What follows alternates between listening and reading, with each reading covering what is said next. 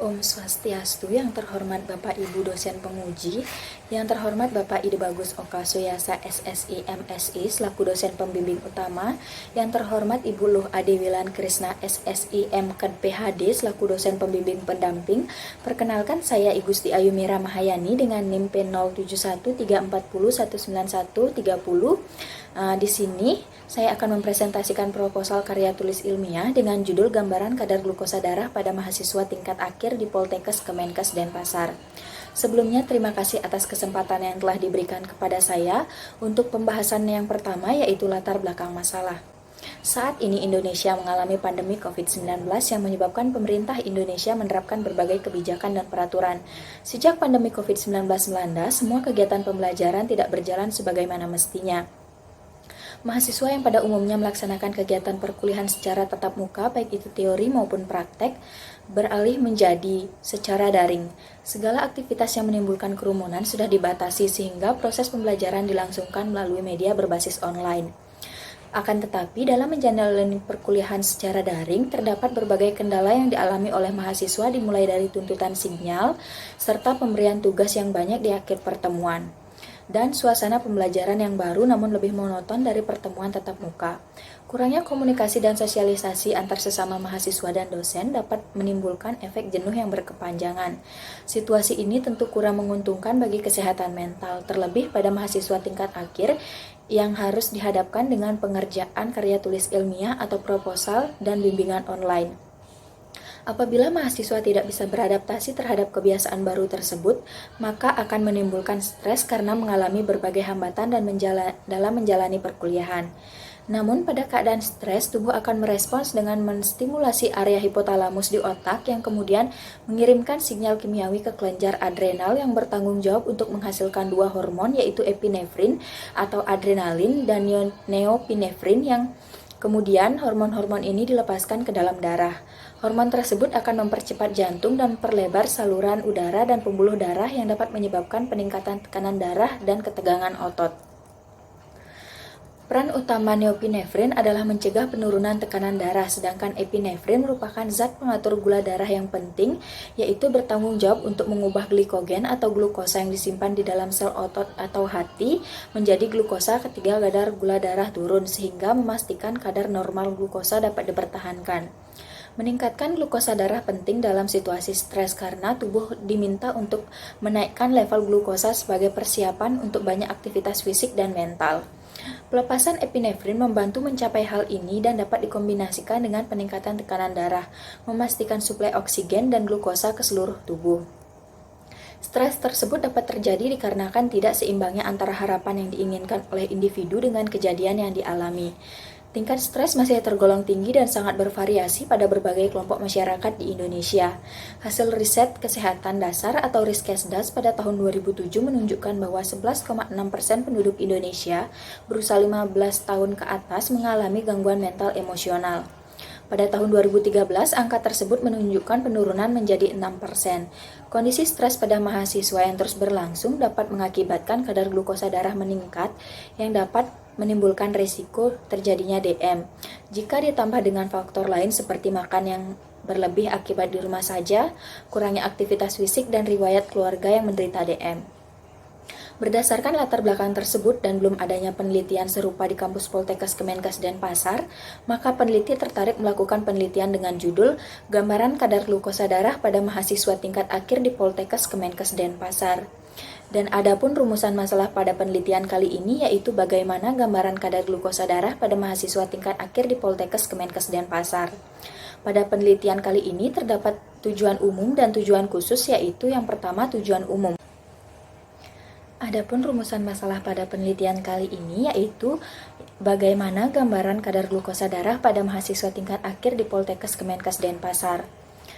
Dan pada penelitian kali ini terdapat tujuan umum dan tujuan khusus, yaitu yang pertama tujuan umum untuk mengetahui gambaran kadar glukosa darah pada mahasiswa tingkat akhir di Poltekkes Kemenkes Denpasar, dan tujuan khusus yaitu yang pertama mengidentifikasi karakteristik mahasiswa berdasarkan umur, gaya hidup, riwayat keturunan DM, dan tingkat stres pada mahasiswa tingkat akhir di Poltekkes Kemenkes Denpasar. Yang kedua, untuk mengukur kenaikan glukosa darah pada mahasiswa tingkat akhir di Poltekkes Kemenkes Denpasar, dan yang ketiga gambaran kadar glukosa darah darah berdasarkan karakteristik individu pada mahasiswa tingkat akhir di Poltekkes, Kemenkes, Denpasar. Pada penelitian kali ini terdapat manfaat teoritis dan manfaat praktis. Manfaat teoritisnya yaitu dapat menambah wawasan mengenai gambaran kadar glukosa darah dengan tingkat stres pada mahasiswa tingkat akhir di Poltekkes, Kemenkes, Denpasar dan sebagai acuan untuk penelitian selanjutnya. Adapun manfaat praktisnya yaitu yang pertama, agar masyarakat pada umumnya dapat mengetahui hubungan antara tingkat stres dengan kadar glukosa darah. Dan yang kedua yaitu agar para mahasiswa dapat menambah wawasan dan ilmu pengetahuan di bidang kesehatan dan dapat memahami pentingnya menjaga pola hidup agar terhindar dari penyakit khususnya diabetes mellitus. Dan tinjauan pustaka pada kali ini yang terdiri dari yang pertama, pengertian glukosa darah. Glukosa adalah suatu dari golongan karbohidrat yang paling sederhana yaitu monosakarida. Glukosa merupakan sumber energi bagi tubuh dalam proses metabolisme. Glukosa darah merujuk pada tingkat kadar glukosa di dalam darah yang konsentrasinya diatur di dalam tubuh. Kadar glukosa darah sepanjang hari bertahan pada 70 hingga 105 mg per dl dan akan meningkat setelah makan. Kadarnya dipengaruhi oleh berbagai enzim dan hormon, yang paling penting adalah hormon insulin. Faktor yang mempengaruhi dikeluarkannya insulin adalah makanan yang berupa glukosa, manosa, dan stimulasi vagal atau obat golongan. Yang kedua, metabolisme glukosa darah.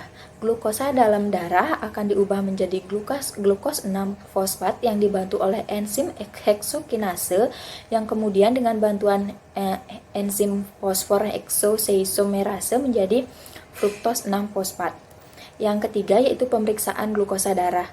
Menurut Harjono pada tahun 2003, fungsi pemeriksaan glukosa darah ialah untuk mendeteksi kasus diabetes mellitus sedini mungkin, untuk memastikan diagnosis DM, untuk mencegah terjadinya komplikasi kronik. Dan adapun macam-macam pemeriksaan glukosa darah yaitu yang pertama, glukosa darah sewaktu yang dilakukan kapan saja tanpa adanya puasa dan dengan rentang nilai normalnya adalah 60 sampai 139 mg per dl. Yang kedua yaitu glukosa darah puasa, yang itu digunakan untuk mengetahui kemampuan seorang untuk mengatur kadar glukosa darah pasien, dan pasien berpuasa selama 8 hingga 10 jam dengan rentang nilai normal untuk dewasa adalah 74 sampai 106 mg per dl. Yang ketiga yaitu glukosa darah 2 jam postprandial yang dilakukan untuk mengukur kemampuan pasien terhadap asupan tinggi karbohidrat 2 jam setelah makan. Setelah melakukan puasa selama 8 hingga 10 jam, kemudian pasien diharuskan makan kenyang dengan komposisi makanan tinggi karbohidrat. Kemudian pasien diminta untuk berpuasa lagi selama 2 jam dengan nilai rujukan glukosa darah 2 jam postprandial adalah kurang dari 140 mg per dl. Dan yang keempat yaitu tes toleransi glukosa oral. Ini dilakukan untuk memberikan keterangan yang lebih lengkap mengenai adanya gangguan metabolisme karbohidrat di dalam tubuh dengan rentang nilai normalnya yaitu lebih dari 140 mg per dl. Dan yang keempat yaitu faktor pengaruh glukosa darah. Itu ada jenis kelamin, umur, tingkat stres, aktivitas fisik, dan kurangnya tidur, serta riwayat keturunan DM. Yang kelima yaitu stres. Stres adalah di mana kondisi adanya ketidaksepadanan antara tuntutan yang berasal dari kondisi internal dan kondisi eksternal yang melebihi kemampuan individu tersebut. Yang keenam ada mekanisme stres. Menurut Priyanto pada tahun 2014 dalam buku Konsep Manajemen Stres dibagi menjadi beberapa tahapan, yaitu yang pertama, tahapan pertama ditandai dengan semangat bekerja, penglihatan tajam, dan sangat senang bekerja. Tahapan kedua ditandai dengan perasaan berlebih pada pagi hari, mudah lelah pada siang hari, dan cepat lelah pada sore hari, serta jantung berdebar lebih keras. Yang ketiga ditandai dengan koordinasi tubuh terganggu, insomnia, dan tidak tenang. Yang keempat ditandai dengan mudah bosan, insomnia parah, dan mengalami ketakutan tanpa sebab. Yang kelima ditandai dengan kelelahan fisik dan kecemasan meningkat. Dan tahap keenam yaitu ditandai dengan detak jantung yang sangat cepat, sesak nafas, gemetar, bahkan mengalami serangan panik. Yang ketujuh yaitu faktor yang mempengaruhi stres. Faktor stres dibagi menjadi dua, yaitu faktor internal dan eksternal. Pada faktor internal yaitu bisa melalui penyakit di mana pembawa tuntutan fisik dan tuntutan psikologis pada penderitanya. Pada faktor eksternal yaitu bisa berasal dari keluarga, adanya konflik dalam keluarga dan lingkungan seperti tuntutan kerja. Yang kedelapan yaitu strategi mengurangi stres. Yang pertama yaitu dapat dilakukan memberi kesempatan kepada pasien untuk mempertahankan identitas. Yang kedua, memberikan informasi yang dibutuhkan oleh pasien. Yang ketiga, memberikan kesempatan kepada pasien untuk mengungkapkan perasaan dan pikirannya. Yang kesembilan yaitu pengukuran stres. Biasanya ini dilakukan dengan memberikan metode kuesioner dengan kuesioner Depression Anxiety Stress Scales atau yang disingkat dengan DASS. Yang selanjutnya itu ada definisi operasional pada penelitian kali ini, yaitu dengan variabel yang pertama yaitu kadar glukosa darah sewaktu, dengan definisi operasionalnya yaitu glukosa dibutuhkan oleh tubuh sebagai sumber energi dalam proses metabolisme, dengan cara pengukurannya dengan metode PCO test dengan alat auto check GCU dengan skala rasio. Dan yang kedua yaitu adanya gaya hidup. Dengan definisi operasional, gaya hidup merupakan salah satu faktor yang paling berpengaruh dalam metabolisme tubuh, baik itu aktivitas fisik yang dilakukan maupun istirahat. Dengan metode pemeriksaan dilakukan dengan wawancara dan skala nominal. Yang selanjutnya ada riwayat keturunan DM dengan definisi operasional. Pada individu yang memiliki orang tua yang mempunyai riwayat DM, maka individu tersebut akan berpeluang lebih besar terkena DM dengan pemeriksaan, teknik wawancara, dan skala nominal. Dan yang selanjutnya itu ada umur dengan definisi operasionalnya. Pada umumnya semakin bertambahnya usia seseorang, maka perubahan fisik dan penurunan fungsi tubuh dapat terjadi dan mampu mempengaruhi proses penyerapan gizi dan dapat mempengaruhi timbulnya penyakit degeneratif. Hal ini dapat diperiksa dengan melalui teknik wawancara dengan skala interval.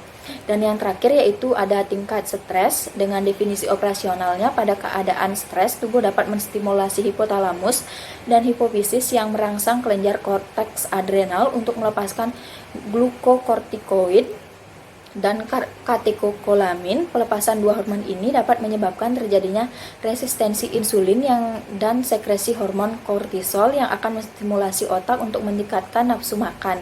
Ini dapat diperiksa melalui teknik wawancara dengan kuesioner DASS dan dengan skala ordinal. Yang selanjutnya yaitu jenis penelitian. Pada kali ini, metode penelitian yang akan digunakan dalam penelitian ini adalah menggunakan penelitian kuantitatif secara observasi yang bertujuan untuk menyajikan bagaimana gambaran mengenai kadar glukosa darah pada mahasiswa tingkat akhir di Poltekkes Kemenkes Denpasar dengan rancangan penelitian survei deskriptif dengan melakukan pengamatan dan survei dari kadar glukosa darah pada mahasiswa tingkat akhir di Poltekkes Kemenkes Denpasar. Adapun tempat dan waktu penelitian ini tempatnya dilakukan di Poltekkes Kemenkes Denpasar dan tahap analisis sampelnya dilakukan di Poltekkes Kemenkes Denpasar, serta waktu penelitian yang dilakukan selama bulan Februari hingga Mei tahun 2022. Populasi dalam penelitian ini adalah mahasiswa tingkat akhir di Poltekkes Kemenkes Denpasar sebanyak 519 mahasiswa dengan persentase yang diambil sebanyak 15%. Berdasarkan perhitungan, maka sampel menjadi populasi yaitu mahasiswa tingkat akhir di Poltekkes Kemenkes Denpasar sebanyak 41 orang mahasiswa. Dengan teknik sampling yang digunakan pada penelitian kali ini yaitu dengan cara non-probability sampling dengan metode purposive sampling. Pengambilan sampel secara purposive adalah pengambilan sampel yang didasarkan pada suatu pertimbangan tertentu yang dibuat oleh peneliti sesuai dengan kriteria inklusi dan eksklusi. Yang pertama yaitu ada kriteria inklusi pada penelitian ini yaitu mahasiswa tingkat akhir yang bersedia dijadikan pasien serta diambil darahnya yang bersedia menjadi responden dan telah melengkapi lembar informed consent. Yang selanjutnya yaitu kriteria eksklusi yaitu mahasiswa tingkat akhir yang tidak setuju untuk menjadi responden dalam penelitian dan tidak bersedia diambil darahnya. Adapun prosedur kerja yang akan dilakukan pada penelitian kali ini yaitu yang pertama menyiapkan seluruh alat dan bahan yang akan digunakan dalam penelitian seperti lancet, alat glukosameter atau auto check GCU yang digunakan.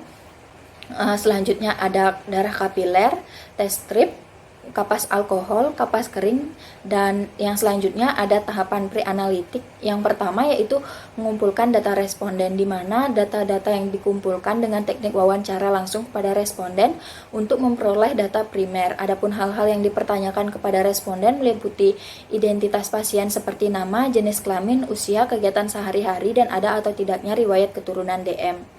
Yang selanjutnya ada tahapan analitik, di mana tahapan pengambilan sampel.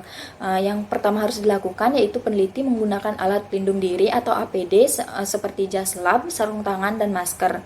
Yang selanjutnya disiapkan alat dan bahan yang telah disebutkan tadi. Yang ketiga yaitu komunikasikan dengan responden setiap tahapan yang akan dilakukan. Yang keempat, setelah alat glukosameter disiapkan dan masukkan lancet pada autoklik dan pilih nomor sesuai dengan ketebalan kulit pasien. Masukkan chip khusus untuk pemeriksaan glukosa darah pada alat glukosameter. Yang keenam, bersihkan jari ketiga atau keempat pasien dengan kapas alkohol lalu dibiarkan mengering. Yang ketujuh, darah kapiler diambil menggunakan lancet yang ditusuk pada jari pasien. Yang selanjutnya, sampel darah dimasukkan ke dalam test strip dengan cara menempelkan pada bagian test strip. Yang selanjutnya, hasil pengukuran kadar glukosa darah akan ditampilkan pada layar. Lalu cabut test strip dari alat glukosameter dan buang jarum dari autoklik, dibuang pada tempat yang sudah disediakan, lalu catat hasil pada kertas yang telah disiapkan. Dan pada tahapan post analitik ini yaitu pembacaan hasil dengan interpretasi pemeriksaan kadar glukosa darah yang termasuk tinggi yaitu di atas dari 200 mg per dl dengan rentang nilai normal di bawah 100 mg per dl dan rendah di bawah 70 mg per dl. Dan adapun jenis dan teknik pengumpulan data pada penelitian ini yaitu data kuantitatif dengan sumber data yaitu data primer yang diperoleh dari subjek penelitian yang meliputi data hasil pemeriksaan dengan metode point of care testing atau PCO test terhadap kadar glukosa darah.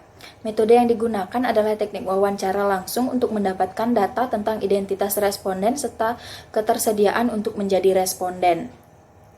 Pengolahan data yang digunakan pada penelitian kali ini, baik itu data primer maupun sekunder, dicatat, dikumpulkan, diolah, dan disajikan dalam bentuk naratif, tabel, grafik, dan diagram lingkaran.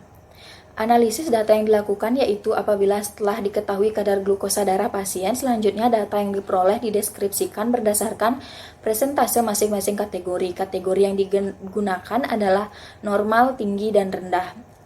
Dan yang selanjutnya yaitu ada kode etik suatu penelitian, yaitu yang pertama kelayakan etik, di mana penelitian yang nantinya akan dilakukan akan melibatkan responden manusia.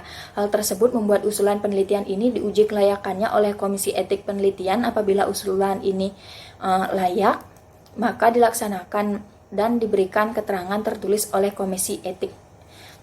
Yang kedua yaitu lembar persetujuan. Ini dilakukan sebelum pengumpulan data, dilakukan dengan memberikan penjelasan sebelum persetujuan penelitian. Yang ketiga yaitu tanpa nama, berhubungan dengan identitas. Hal ini yang memiliki informasi yang bersifat pribadi dan rahasia akan dilakukan sesuai dengan persetujuan. Yang keempat yaitu kerahasiaan, dilakukan dengan menjamin kerahasiaan dari hasil penelitian baik informasi maupun masalah lainnya yang diperoleh dari responden. Yang kelima yaitu ada keadilan. Peneliti berlaku adil pada semua responden tanpa memandang suku, ras, agama, dan status sosial. Baik, sekian yang dapat saya sampaikan. Terima kasih atas waktunya dan saya mohon maaf apabila ada salah kata. Terima kasih.